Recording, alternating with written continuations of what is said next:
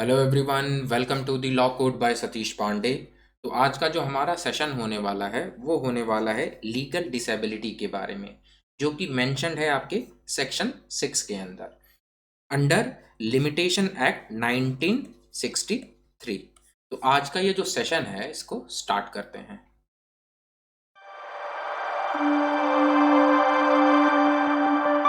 अब ये जो कॉन्सेप्ट है लीगल डिसेबिलिटी का, इसको समझ लेते हैं। अब कुछ ऐसे लोग होते हैं जो कि लीगल एक्शन टाइम पर नहीं ले पाते हैं। क्यों नहीं ले पाते हैं? ड्यू टू सर्टेन डिसेबिलिटीज के कारण। मान लो कि वो जो पर्सन है वो माइनर है, 18 साल से कम है, तो वो पर्सन क्या लीगल एक्शन टाइम पे ले पाएगा? नहीं ले पाएगा। अब अगर वो पर्सन अनसाउंड माइंड है, या मान लो कि इंसेन है, या पागल है, या इडियट है, मेंटली जो डिसेबल्ड पर्सन होते हैं उनको इडियट बोलते हैं, तो वो लोग क्या करेंगे? वो लोग जो लीगल एक्शन है वो टाइम पे नहीं ले पाते, तो कोर्ट यहाँ पर उनको प्रोटेक्शन देती है। अब इनको प्रोटेक्शन कैसे दी जाती है यहाँ पर? तो उनको एक्स्ट्रा टाइम दिया जाता है उस चीज़ के लिए। किस चीज़ के लिए? सूट फाइल करने के लिए, कोई भी एप्लीकेशन फाइल करने के लिए कोर्ट में। अब ये सूट या एप्लीकेशन कब फाइल कर सकते हैं ऐसे लोग? जब उनकी वो जो डिसेबिलिटी है वो ख़त्म हो जाए। मान लो कोई माइनर था जो अभी 10 साल का था, लेकिन अब एक सर्टेन लिमिटेशन है कि आपको ये सूट है इतने टाइम में फाइल करना है। मान लो कोई ऐसा केस है जिसमें 3 साल का समय है, तो अब वो पर्सन तो 10 साल का है, वो अभी तो जो केस है वो फाइल नहीं कर सकता। तो वो कब फाइल कर सकता है? जब वो मेजर हो जाए। अब उसकी डिसेबिलिटी कब खत्म होगी? जब वो 18 साल का हो जाए। अभी वो माइनर है तो वो डिसेबल्ड है, केस फाइल नहीं कर सकता। लेकिन जैसे ही वो मेजर हो जाएगा, मतलब 18 साल का हो जाएगा, तब वो केस फाइल कर सकता है। तो ये जो 3 साल का पीरियड है ये 18 साल के बाद से स्टार्ट होगा। मतलब 18 से 21 साल की एज के अंदर वो ये जो केस है उसको फाइल कर सकता है। अब इसके कुछ की पॉइंट्स हैं, उसको एक बार देख लेते हैं। तो सब सेक्शन जो 1 है वो हमें क्या बताता है? सिंगल डिसेबिलिटी के बारे में बताता है।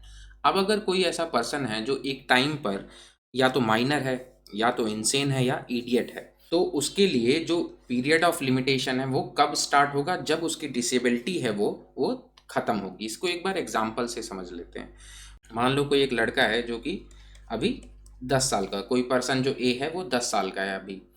अब उसका जो राइट टू प्रॉपर्टी है वो अराइज हुआ कब? 2020 में।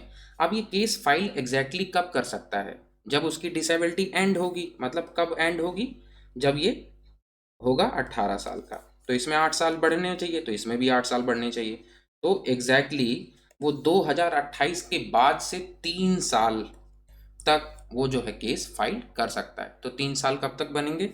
एग्जैक्टली 2031 तक वो केस फाइल कर सकता है। कब से कब तक? 2028 से 2031 के बीच में वो जो भी केस है वो फाइल कर सकता है।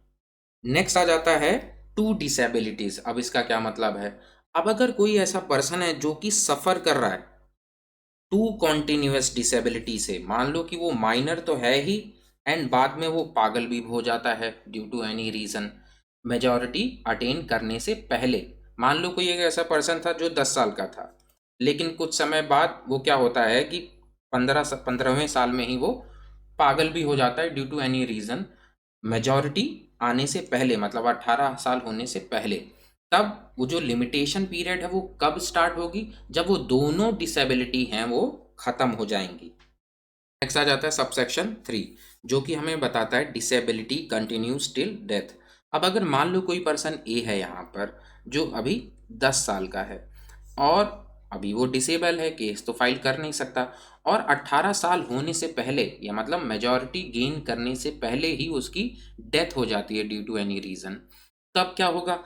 तब जो केस फाइल करने का अधिकार है वो उसके लीगल रिप्रेजेंटेटिव को मिल जाएगा।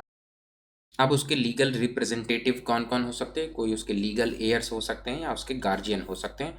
तो वो जो है उसके बिहाफ पे केस फाइल कर सकते हैं with in the same limitation period. मतलब अगर आज वो जिंदा होता तो उसके पास जो समय उसको मिलता केस फाइल करने के लिए, वो जो उसके गार्जियन है या जो उसके लीगल रिप्रेजेंटेटिव हैं उतना ही समय उनको भी मिलेगा। अब नेक्स्ट आ जाता है सबसेक्शन 4। सबसेक्शन 4 हमें क्या बताता है? Legal representative also under disability.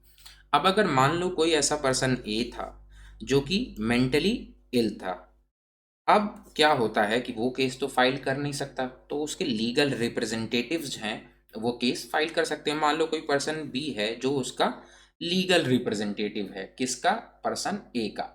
अब पता चला जो उसका लीगल रिप्रेजेंटेटिव है, या मान लो अब वो कौन हो सकता है, कोई उसका उत्तराधिकारी, मतलब मान लो उसका कोई बेटा हो सकता है। अब पता चला बेटा ही माइनर है, मतलब कि 18 साल से कम है, तो बेटा भी केस फाइल नहीं कर सकता। तब उसको भी सेम प्रोटेक्शन मिलेगी जो कि सब सेक्शन 1 जो भी हमने पीछे डिस्कस किया और सब सेक्शन 2 में मिली थी। नेक्स्ट आ जाता है सब सेक्शन 5। सब सेक्शन 5 हमें क्या बताता है, disability ended but death occurs with in limitation. अब अगर मान लो कोई ऐसा पर्सन ए है, अभी वो 10 साल का है, अब वो क्या होता है कि 18 साल का हो जाता है, अब इसके पास केस फाइल करने का अधिकार आ जाता है, केस ये फाइल कर सकता है। लेकिन अब यहाँ से वो उसके पास 3 साल का समय है, मतलब कि अब जब तक वो 21 साल का नहीं हो जाता तब तक वो ये जो 3 साल का पीरियड है इसके अंदर कभी भी वो केस फाइल कर सकता है। अब पता चलता है कि ये पूरा पीरियड का 3 साल का इस्तेमाल ही नहीं करता और 19 साल की एज में ही इसकी डेथ हो जाती है ड्यू टू एनी रीज़न। तब जो उसके लीगल रिप्रेजेंटेटिव हैं वो क्या कर सकते हैं, जो बचा हुआ पीरियड है, मतलब बचा हुआ पीरियड कौन सा, अब उसके पास 2 साल बचे हैं, तो 2 साल के अंदर मतलब जो भी रिमेनिंग टाइम बचा है उसके अंदर कोई भी सूट या कोई भी एप्लीकेशन फाइल कर सकते हैं। कौन फाइल कर सकता है, लीगल रिप्रेजेंटेटिव फाइल कर सकते हैं उस पर्सन के बिहाफ पे जिसकी डेथ हो गई है। अब नेक्स्ट इसका एक एक्सप्लेनेशन है, मतलब चाइल्ड इन दी वॉम्ब, मतलब अभी भी वो बच्चा जो अभी पैदा हुआ नहीं है तो उसको भी एज ए माइनर ट्रीट किया जाएगा यहाँ पर। तो उसके जो राइट्स हैं वो कब अराइज होंगे, जब वो जो अनबॉर्न चाइल्ड है वो जब बॉर्न होगा, जब उसका बर्थ होगा, और तब से लेकर जब तक वो मेजर नहीं हो जाता, अभी तो वो 0 का है, 0 ईयर्स का है, और 0 से लेकर जब तक वो 18 साल का नहीं हो जाता तब तक वो जो लिमिटेशन पीरियड है वो स्टार्ट नहीं होगा। तो लिमिटेशन पीरियड कब स्टार्ट होगा उस बच्चे के लिए, 18 साल के बाद। तो 18 से 3 साल का पीरियड है, तो 21 साल तक वो केस फाइल कर सकता है। तो ये था आज का हमारा सेशन, किस चीज़ के बारे में था, लीगल डिसेबिलिटी के बारे में। Thank you guys for watching this lecture. Kindly like, share and subscribe to my YouTube channel, that is the law code by Satish Pandey. धन्यवाद एवरीवन।